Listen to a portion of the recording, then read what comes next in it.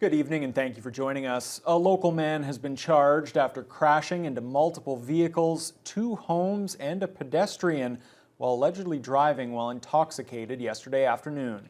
Police say the incidents on Kenogami Avenue sent one person to hospital and caused hundreds of thousands of dollars worth of damage. Corey Nordstrom has the details.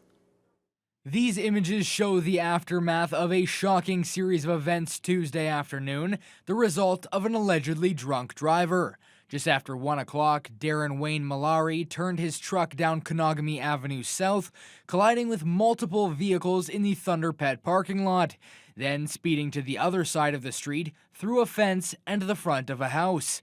A pedestrian was hit indirectly by one of the damaged vehicles and was sent to hospital with a fractured leg, though has now been released. The 36-year-old fled the scene on foot, being found a short time later. He has been charged with dangerous operation of a motor vehicle causing bodily harm, impaired driving, and failure to stop after an incident causing bodily harm. Unfortunately, he was driving at nearly 3 times the legal limit for his blood alcohol concentration, which is 230 milligrams of alcohol in 100 milliliters of blood, the legal limit being 80. Carchidi says the incident is unlike anything he's seen during his time in uniform, with extensive damages to 5 vehicles and 2 houses. Our rough estimates would be in excess of $300,000. His actions changed a lot of people's lives. He destroyed 2 vehicles, significantly damaged the foundation and main structure of the residence, as well as caused severe damage to other vehicles as well as another residence on the street. Lisa Clutton is one of the victims. She was inside her home with her daughter at the time when she was startled to both hear and feel the truck come barreling across the street. I heard a bang and I didn't think of anything of it until the second bang occurred, and that's when it shook my house. I looked at my daughter and I'm like, okay, she's fine. And then I looked and I'm like, oh my gosh, there's a truck in my driveway. Clutton then took a look outside and was shocked that the driver got out and left the scene. As soon as this guy started coming out of his truck, I banged on the window and he looked right at me. And I said, you almost hit my daughter. You almost clipped my daughter. And he just gave a quick shook and then he ran down the street. Right now, I'm now stressed out. I'm stressed, I'm scared, I'm traumatized. Corey Nordstrom, TBT News. Thunder Bay Police have now confirmed that last week's murder on Hodder Avenue was in fact a shooting. Along with that, the identity of the victim has also been released. 29-year-old Adrian Anthony Richardson of Thunder Bay was fatally shot, being pronounced dead on the scene. The investigation continues, with police currently looking for 3 suspects they believe are connected to the drug culture in Thunder Bay. There's also a vehicle police are looking for, an SUV with no plates that was seen the night of the shooting. There's no word on whether any of the suspects are still in the city. The first local election debate was held last night for candidates vying for the Thunder Bay Superior North seat at Queen's Park. It was hosted by the Thunder Bay and District Injured Worker Support Group. Health and long-term care, as well as education, dominated the night's discussion among the 3 candidates who showed up. Vasilios Bellos reports. The debate featured 3 of the 5 candidates running in the Thunder Bay Superior North riding, including the NDP's Lise Vougeois, Liberal Shelby Chung, and the Green Party's Tracy McKinnon. Peng Yu of the Conservative Party and the New Blues' Kathy Sutari chose not to participate. The 3 candidates on hand were all critical of the current Ford government's record with privatized health and long-term care. Unacceptable how our healthcare is allowed to crumble under the system, and for-profit healthcare is out of the question. The Greens will invest $51 million over 10 years to increase the number of nurse practitioners in the province by 50% by 2030. There is no place in healthcare for profits. It needs to be publicly run, publicly managed, for the public interest. Attention then turned to education, each candidate stating they would ensure easier access for all Ontarians. We need more qualified teachers and PSWs and nurses, and that's, again, that's an investment much like the basic income. Cost of tuition, colleges, universities must be brought down. Students are winding up with incredible debt loads. Those gaps need to be filled by educated people. How you get people educated is you train them. You train them by offering them subsidies to get trained. Each candidate then had time to briefly conclude why they would be the best person to represent Thunder Bay Superior North at Queen's Park. We can have an Ontario that works for every single Ontarian. Andrea Horvath and the NDP brings us hope and a solid plan for making life more affordable. Far too many, like me, like injured workers, are falling through the cracks in the systems set up to help them.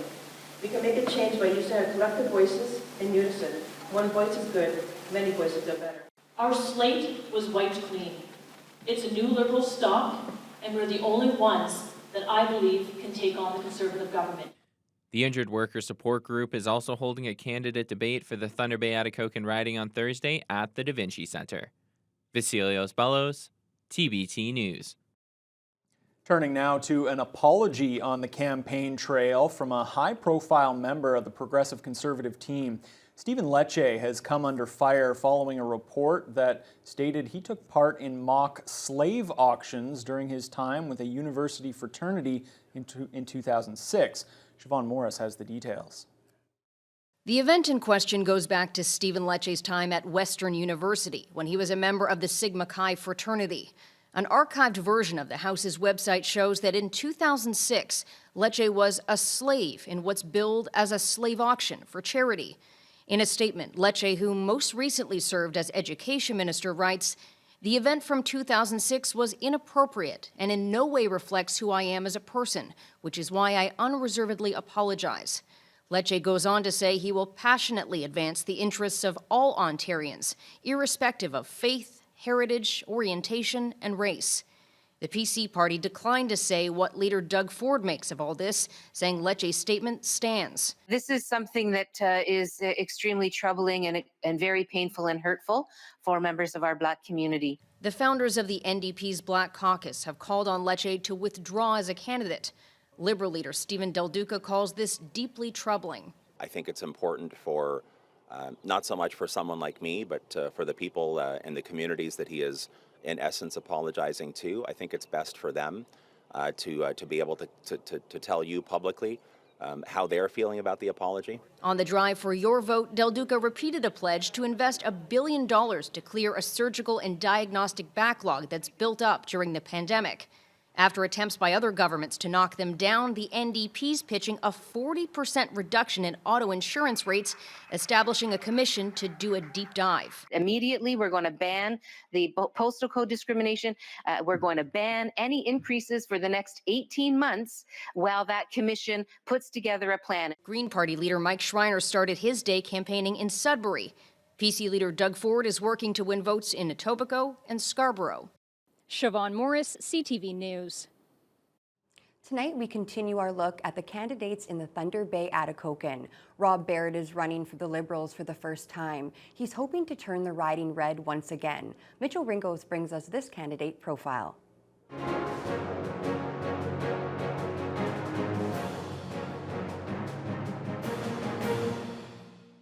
Rob Barrett is a social worker by trade and has served as an executive director for a number of nonprofit agencies in Thunder Bay. Barrett was asked by the Liberals in early March to run in this upcoming election, and he's looking forward to bringing his enthusiasm, knowledge, and experience to the riding. I had the privilege of being asked and was very complimented by that.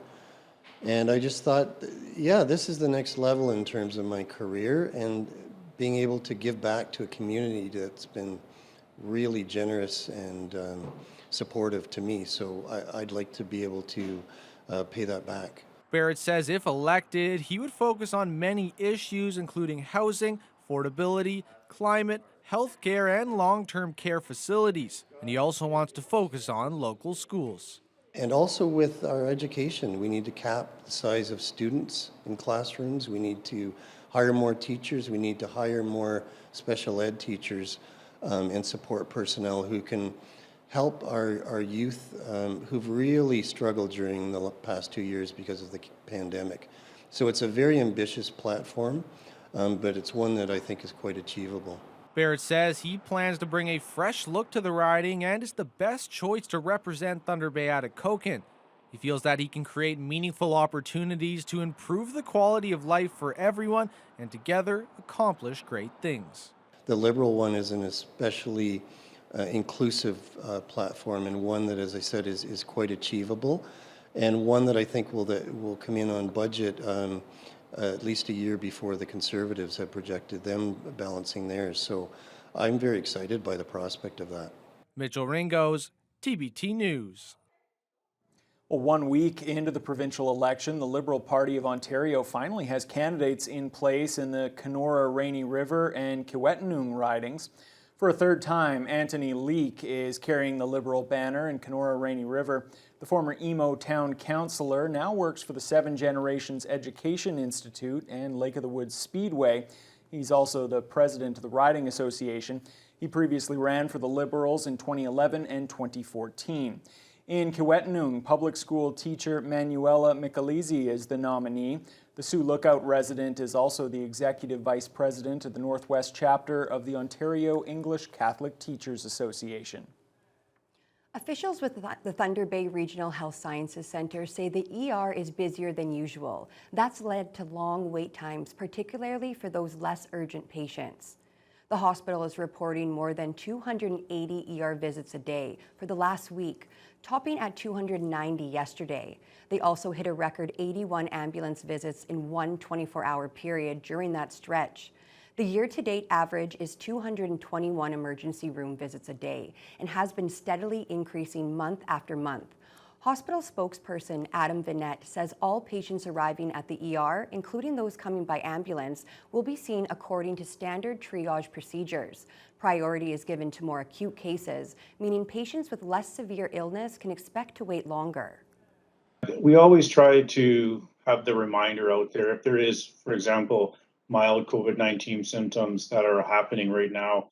You may wish to first call your primary care provider at Telehealth Ontario for advice on managing the mild COVID-19 symptoms, as this seems to be a large portion of our volume currently. Increased COVID emissions are at the root of the issue, says Vinette. The number of COVID patients has doubled since the end of March. And that trend of rising COVID-19 cases continues at the regional. There are now more than 40 cases there for the first time in nearly 2.5 months. There are now 44 COVID-positive patients being treated at the Regional Health Sciences Centre. That's the most inside the facility since February 28th. 3 of those patients are in intensive care. The hospital's occupancy rate is now 98%, while the ICU is 77% full. The Thunder Bay District Health Unit is reporting 108 new COVID-19 cases since its last update on Monday. There are now 307 known active cases. The weekly incidence and test positivity rates rose sharply last week. There were 291.5 cases per 100,000 people, up from 226 cases a week earlier, and 24% of PCR tests were positive, jumping from 16.7%. Over in the Northwestern Health Unit, there are now 132 active cases, 56 fewer than a week ago, and the 7-day test positivity rate there dropped to 15.2%. Well, good news for local drivers. The first hot mix asphalt plant has opened for the season, allowing city crews to begin making permanent repairs to the many potholes around the city. Bruno's Contracting began producing hot mix asphalt on Monday to supply city roads workers. Crews are focusing on problem spots on main arteries before they move into residential areas. The severe winter resulted in more craters around Thunder Bay, and roads supervisor Ian Spaljerich says the opening of the first plant is a big step in addressing that issue. So with the hot mix available now, we can fill some of those smaller cracks that was a little more difficult to fill with the cold mix patch before. So we should see a little smoother ride now that we have that available to us. Seen a lot of potholes on the streets. Compared to most other years, yeah, probably a little worse than before. Spaljerich expects other hot asphalt plants to begin opening up in the next couple weeks, meaning potholes can be filled more quickly. The Trans-Canada Highway near Vermilion Bay has reopened to one lane of traffic, but there's still a lot of flood water covering the highway there.